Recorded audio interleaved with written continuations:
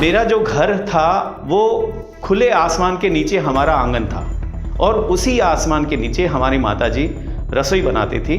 एक दिन पिताजी ने मुझे कहा कि भाई अब तू 10वीं पास कर ली है तूने और पारिवारिक परिस्थितियां ऐसी है कि मैं अब तेरा पढ़ाई का जो खर्च है वो मैं अब इतना नहीं दे सकता क्योंकि परिवार भी बढ़ रहा है और महंगाई का भी समय है। किसी ने मुझे कहा कि पापड़ के कारखाने में काम है, 3 घंटे काम करना है। मैं कहता कि भाई पैसा मिलेगा क्या। कभी मैंने कपड़े की दुकान में काम किया, कभी मैंने कमठाना भी किया, मजदूरी भी की, कभी मैंने चौकीदारी भी की। बात है जुलाई 2006 की, जब मेरे आकाशवाणी के एक ऑफिसर ने मुझे कहा कि रोहित बीकानेर में FM आ रहा है तो उसके लिए तैयारी कर। मैंने कहा कि FM ये क्या है सर। जब पता चला कि ऑडिशन ख़त्म हो गए फिर भी मैंने कहा कि प्रयास करके देखते हैं। मैंने गार्ड से पूछा कि वो कर क्या रहे हैं, तो उसने कहा कि चाय पी रहे हैं। तो मैंने कहा कि आप उनसे ये बोल दीजिए कि जब तक आप चाय पी रहे हो तब तक टाइम पास के लिए मेरे से 2 मिनट के लिए मिल लीजिए। कुछ दिनों बाद में मेरे पास में कॉल आ गया कि 2 फीमेल तो सिलेक्ट कर ली गई है और 2 मेल हैं ऐसे जिनमें से 1 मेल का सिलेक्शन होना है और उन 2 मेल में से एक मैं था। Good morning Bikaner, very good morning, नमस्कार, आदाब, सत श्री अकाल, खमा खणी, पगे लागना। आप सुन रहे बीकानेर का सबसे पहला और number 1 FM channel 92.7 big FM और मैं हूं आपका और अपना फेवरेट RJ रोहित लेकर के हाजिर हूं आपके लिए गर्मा गर्म बैग चाय मलाई मार के। तो करेंगे खूब सारी बातें और बदलेंगे अपनी और आपकी हमारी जिंदगी की धुन, कहेंगे धुन बदल के तो देखो। लेकिन दोस्तों ये 92.7 बिग FM का प्लेटफॉर्म नहीं है, ये बिग चाय शो नहीं है, पर हाँ ये ज़रूर है कि मैं आपका और अपना फेवरेट RJ रोहित ज़रूर हूँ। तो ये प्लेटफॉर्म है सक्सेस टॉक का, एक ऐसा मंच जहाँ पर आज मुझे मौका मिला है अपनी बात आपसे शेयर करने का, अपने बारे में आपके साथ कुछ बातें करने का, अपनी कहानी बताने का। क्योंकि बहुत साल हुए हैं, हम पिछले 16 सालों से एक दूसरे से जुड़े हुए हैं 92.7 बिग FM के ज़रिए। एक दूसरे के बारे में जाना समझा थोड़ा बहुत है, लेकिन व्यक्तिगत रूप से आपने भी कभी मेरे बारे में इतना कुछ नहीं जाना समझा होगा। तो आज आपसे ये बात करने का मौका मुझे दिया है सक्सेस टॉक ने, तो इस मंच का मैं बहुत बहुत शुक्रिया अदा करता हूँ। और आज आपसे ये मैं शेयर करूँगा कि कैसे रोहित जो है वो बीकानेर का पहला रेडियो जॉकी RJ रोहित बना। मेरी जिंदगी का एक फलसफा है कि ईश्वर का दिया कभी अल्प नहीं होता, जो बीच में छूट जाए वो संकल्प नहीं होता। हार को लक्ष्य से दूर ही रखना मेरे दोस्त, क्योंकि जीत का कोई विकल्प नहीं होता। जिंदगी ने इतना कुछ सिखाया कि यहां तक आज आपके सामने खड़ा हूं। इसीलिए मैं हमेशा कहता हूं कि मेरे लिए जिंदगी सबसे बड़ी गुरु है। देखिए दोस्तों, हर एक के लिए सफलता के अपने मायने हैं। किसी के लिए प्रसिद्धि पाना सफलता है, तो किसी के लिए पैसा कमाना सफलता है, किसी के लिए शोहरत पाना सफलता है, किसी के लिए कोई टारगेट अपना जो जीवन में उसने सोचा है वो पाना सफलता है। मेरे लिए सफलता के मायने क्या है? मैंने जो अपने जीवन में सोचा उसे पाया, ये मेरे लिए सफलता के मायने हैं। और ये जो सोचने और पाने के बीच की जो दूरी है, जो ये सफ़र है, जो ये रास्ता है, जो ये संघर्ष है, इसी बात को आज शेयर करने के लिए मैं आज आपके सामने उपस्थित हुआ हूँ सक्सेस टॉक के इस प्रतिष्ठित मंच पर। मैं एक लोअर मिडिल क्लास फैमिली से बिलोंग करता था। सब लोग अपनी अपनी जगह पर संघर्ष कर रहे थे, मेहनत कर रहे थे। पिताजी अपनी मेहनत कर रहे हैं, माताजी अपनी तरफ से मेहनत कर रहे हैं, चाचा जी चाची जी कर रहे हैं और 6 भाई बहन, दोनों जॉइंट फैमिली में मिला करके 6 भाई बहनों में मैं सबसे बड़ा था। तो एक दिन पिताजी ने मुझे कहा कि 10वीं पास कर ली है तूने और पारिवारिक परिस्थितियाँ ऐसी है कि मैं अब तेरा पढ़ाई का जो खर्च है वो मैं अब इतना नहीं दे सकता क्योंकि परिवार भी बढ़ रहा है और महंगाई का भी समय है। मैं भी इतना नहीं कमाता हूँ कि परिवार का खर्च चला सके। तो अब तू इतना बड़ा हो गया कि तू खुद कमा सकता है। तो पिताजी ने एक इशारा कर दिया कि अब इंडिपेंडेंट बनो। तो मैंने कहा चलो भाई अब करके देखते हैं। मेरा जो घर था वो खुले आसमान के नीचे हमारा आंगन था और उसी आसमान के नीचे हमारी माताजी रसोई बनाती थी। सीढ़ियाँ थी छत की तरफ जाने वाली, उसी सीढ़ियों के नीचे खाना बनाती थी। तो चूल्हे से लकड़ियाँ जला करके खाना बनाना, सुबह के 9-10 बजे, मई जून का महीना, और 9-10 बजे भयंकर धूप आ जाती थी।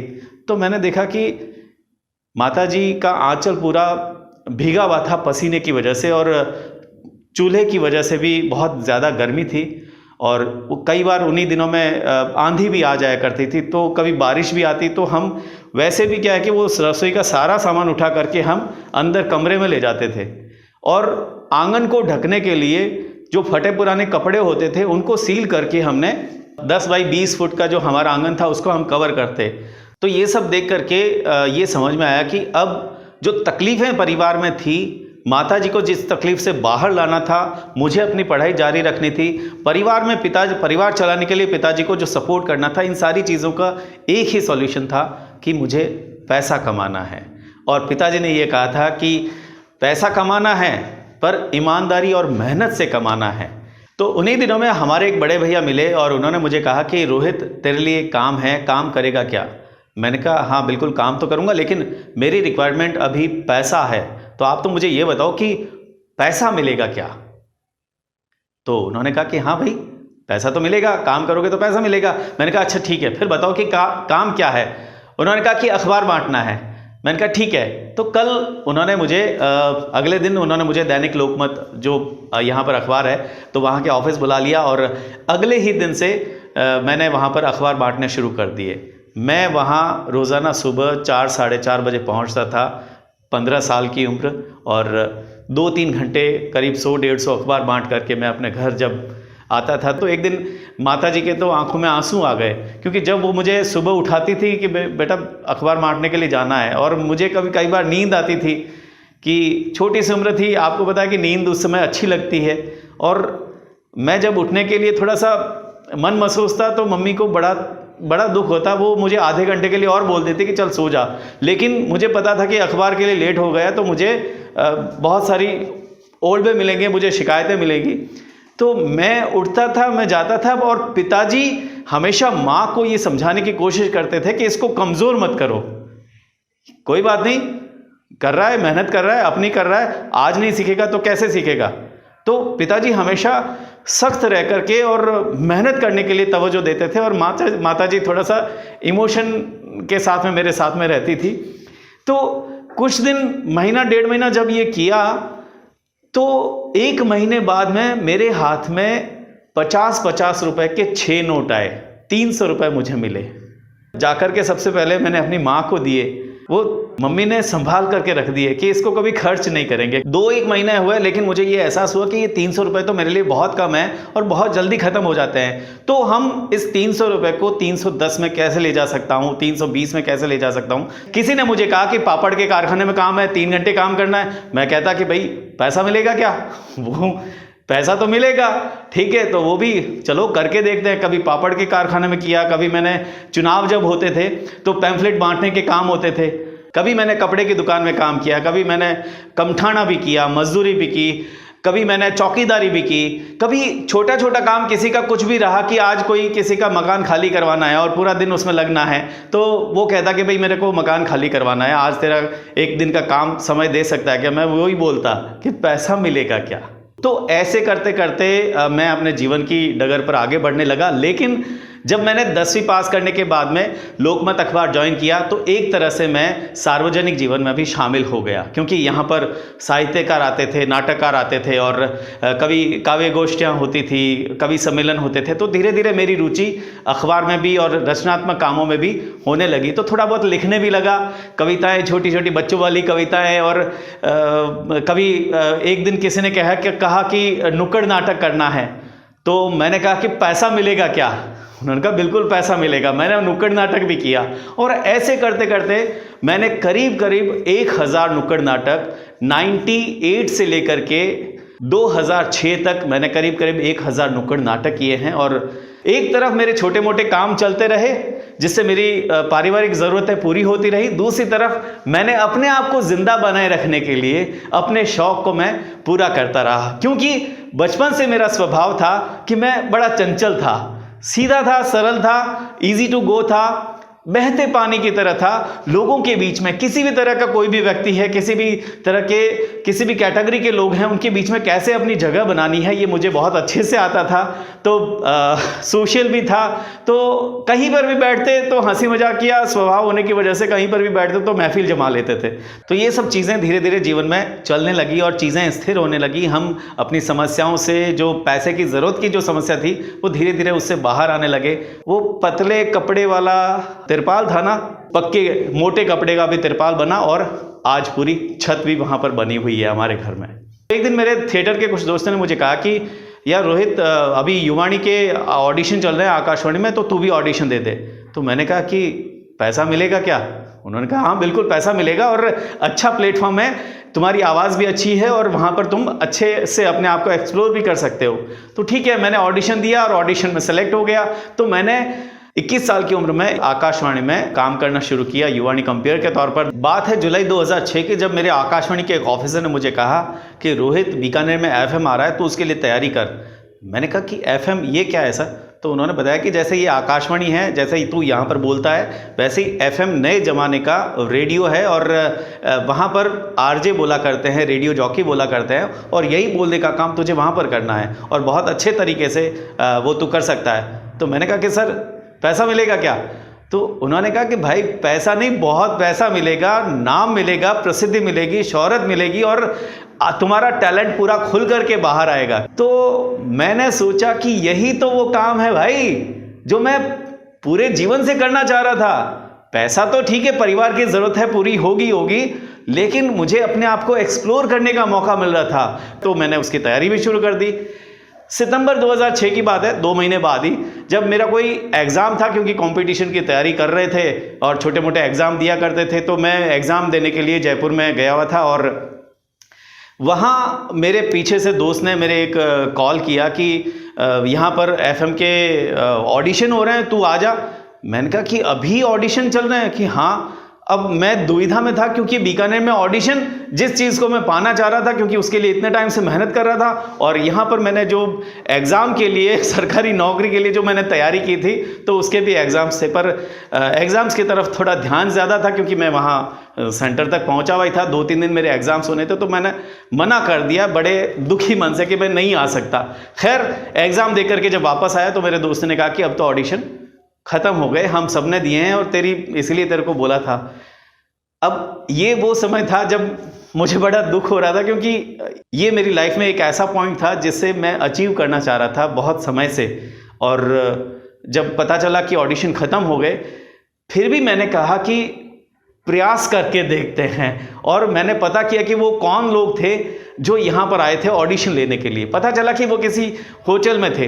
वहाँ गया तो पता चला कि वो दूसरे होटल में थे।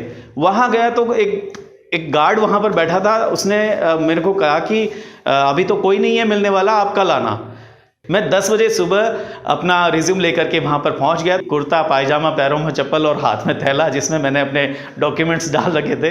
तो गार्ड ने कहा कि वो तो लोग मिलेंगे नहीं। तो मैंने गार्ड से कहा कि आप एक बार बात तो करो भाई। मैंने उससे रिक्वेस्ट की कि उनसे बात तो करो कि एक बंदा आया है, जयपुर से आया है और 2 मिनट के लिए मिलना चाह रहा है। तो वो अंदर गया तो साहब लोगों ने मना कर दिया कि भाई हो गया ऑडिशन वगैरह।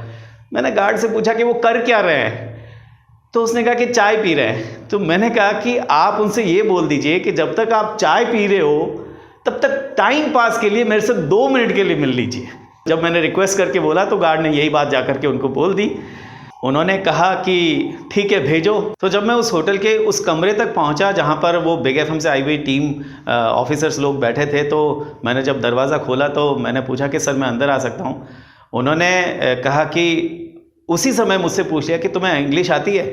तो मैंने कहा सर इंग्लिश तो नहीं आती मुझे, पर मैं अपनी बात हिंदी में भी सामने वाले को अच्छे से समझाने की क्षमता रखता हूँ।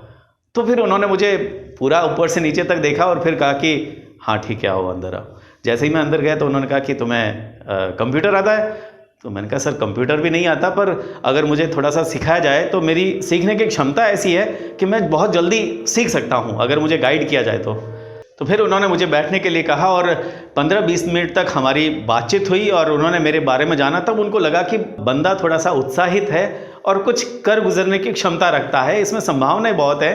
तो उन्होंने पॉजिटिव स्माइल देकर के मुझे कहा कि तुम जा सकते हो। तो मैं चला गया और मैं खुश था, क्योंकि मेरे हिसाब से मैं उनसे मिलना चाह रहा था और अपनी बात रखना चाह रहा था, वो मैंने कर दिया।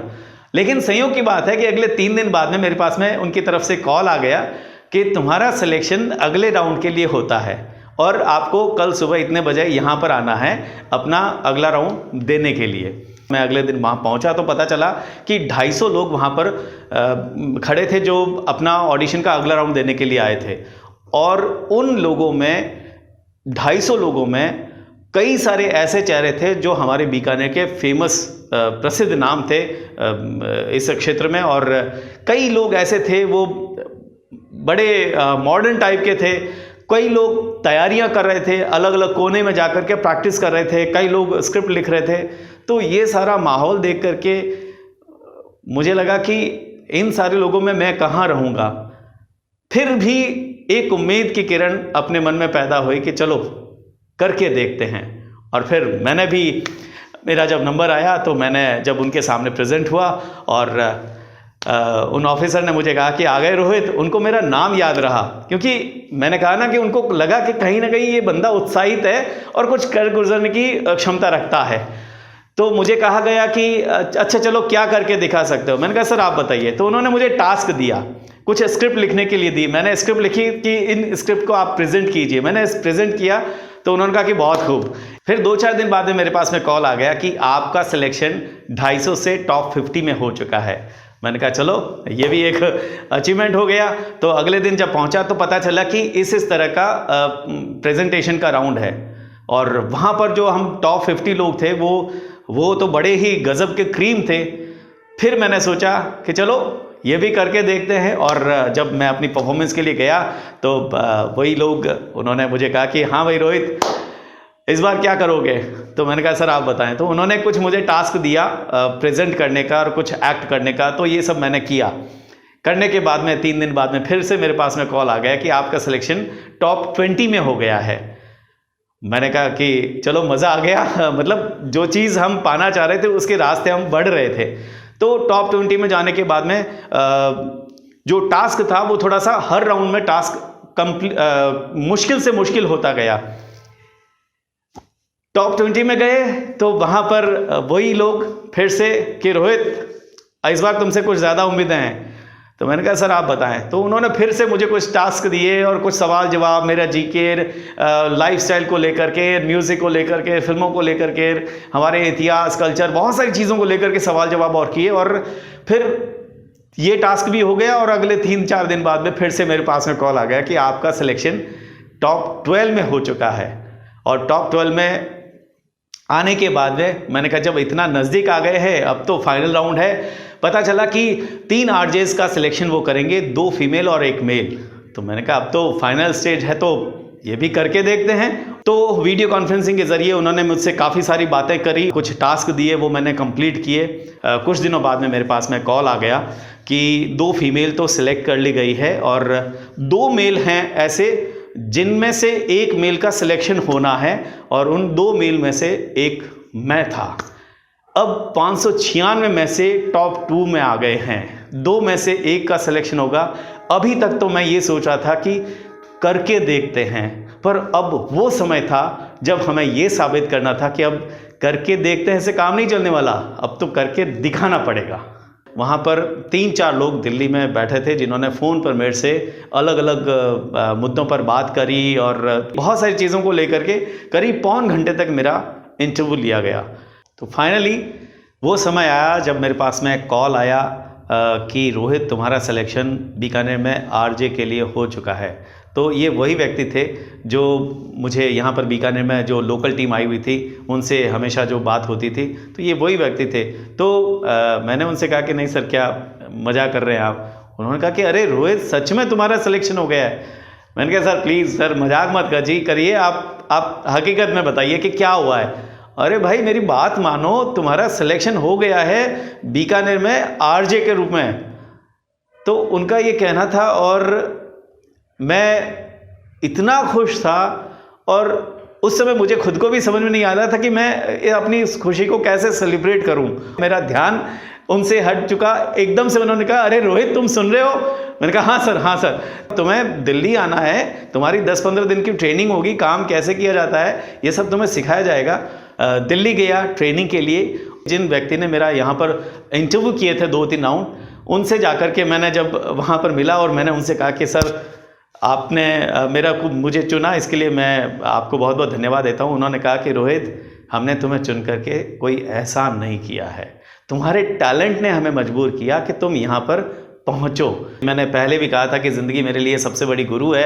अखबार बांटने से मैंने पाबंदी सीखी, माताजी से मैंने सुशील होना सीखा, पिताजी से मैंने मेहनत और ईमानदारी सीखी, नुक्कड़ नाटकों से मैंने कॉन्फिडेंस सीखा और आकाशवाणी से मैंने रचनात्मकता सीखी। क्योंकि जब मैं वहाँ पर कंपेयर था तो अपने आप को अलग शो करने के लिए और अपने आप को एक्सप्लोर करने के लिए मैंने कई इनोवेशंस वहाँ पर किए। तो हर एक चीज़ से मैंने कुछ न कुछ सीखा, जो सीखा वो यहाँ तक मुझे पहुँचा गया। अब मेरे लिए बहुत बड़ी बातें थी कि मुझे अभी वो सीखना था जो मैंने अब तक कभी नहीं सीखा। तो मैं दिल्ली पहुँचा, वहाँ पर मैंने 15 दिन की अपनी जो ट्रेनिंग होती है ऑफिशियल, वो ट्रेनिंग ली। काम कैसे होता है, टेक्नोलॉजी कैसे काम करती है, लोग कैसे बात करते हैं, ये सारी चीज़ें मुझे मेरी कंपनी ने, बिग एफएम की टीम ने मुझे सिखाया। अब साबित करना था मुझे अपने आप को और बिग एफएम के उस डिसीजन को, जब उनको लगा कि 596 लोगों में से एक ये बंदा ऐसा है जो कुछ कर सकता है। और इसके लिए मैंने अपनी तैयारियां की, अपने आप को खूब जी जान से जुटाया, बहुत सारी चीज़ों को सीखने समझने में। और 5 फरवरी 2007 सुबह के 7 बजे जब आपके आरजे रोहित की आवाज़ बीकानेर की आबो हवा में गूंजी कि गुड मॉर्निंग बीकानेर, तो दोस्तों ये था रोहित से बीकानेर के पहले रेडियो जॉकी आरजे रोहित बनने का सफ़र। तो दोस्तों मेरा जो ये 16 साल का अनुभव रहा है, इस अनुभव के आधार पर मैं आप लोगों में से जो भी आरजे बनना चाहते हैं उनको मैं कुछ टिप्स देना चाहूँगा। क्योंकि हमारे पास में भी बहुत सारे लोग कॉल करते हैं, मैसेजेस करते हैं कि आरजे कैसे बने। तो आज ये मौका मिला है, मैं आपको बताता हूँ कि टेक्निकल तौर पर तो आपको ठीक है कि आपका उच्चारण अच्छा होना चाहिए, आप कम से कम ग्रेजुएशन तक की आपने पढ़ाई की हो, आपकी वोकेबलरी अच्छी हो, आप में रचनात्मकता हो, ठीक है, ये सब आवाज़ थोड़ी सी अच्छी हो, और ये सब तो टेक्निकल चीज़ें हैं। आपको आरजे बनने के लिए 3 चीज़ों की सबसे ज़्यादा ज़रूरत होती है, क्रिएटिविटी, कनेक्शन और कम्युनिकेशन। तो ये कुछ ऐसी टिप्स थी जो आपके आरजे बनने के लिए काम आएगी। लोगों को जब लगता है या कुछ संस्थाओं को जब लगता है कि हम कुछ प्रयास कर रहे हैं तो वो हमें सम्मान के तौर पर हमारी जिम्मेदारी बढ़ाने की भी कोशिश करते हैं। तो जब भी आपको कोई सम्मान मिलता है तो इसका मतलब आपको और जिम्मेदारी दे दी गई है कि आप और कुछ अच्छा करें, नया करें शहर के लिए। तो इसी कड़ी में पॉजिटिव अवेयरनेस पर काम करने के लिए बीकानेर की करीब 100 से ज़्यादा संस्थाओं ने मुझे सम्मानित किया, प्रोत्साहित किया। और इसके अलावा 2019 में हमारे रेडियो के क्षेत्र में जैसे IRF अवार्ड्स होते हैं, तो 2019 में best RJ of the year national level पर जो ये कंपटीशन होता है, तो उसमें नेशनल लेवल पर best RJ of the year 2019 में मुझे हिंदी स्पीकिंग मार्केट में मुझे नॉमिनेशन मिला। तो हमारे शहर के लिए ये बहुत बड़ी और खुशी की बात थी कि रेडियो में इस तरह का सम्मान हमारे शहर को मिला, बीकानेर को ये सम्मान मिला।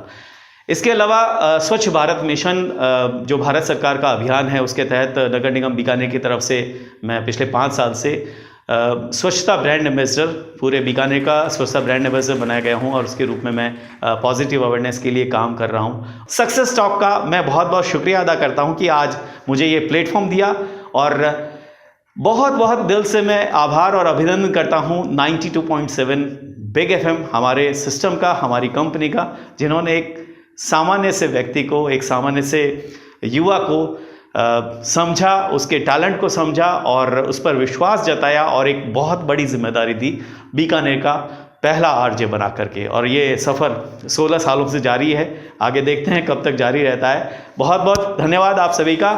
धुन बदल के तो देखो।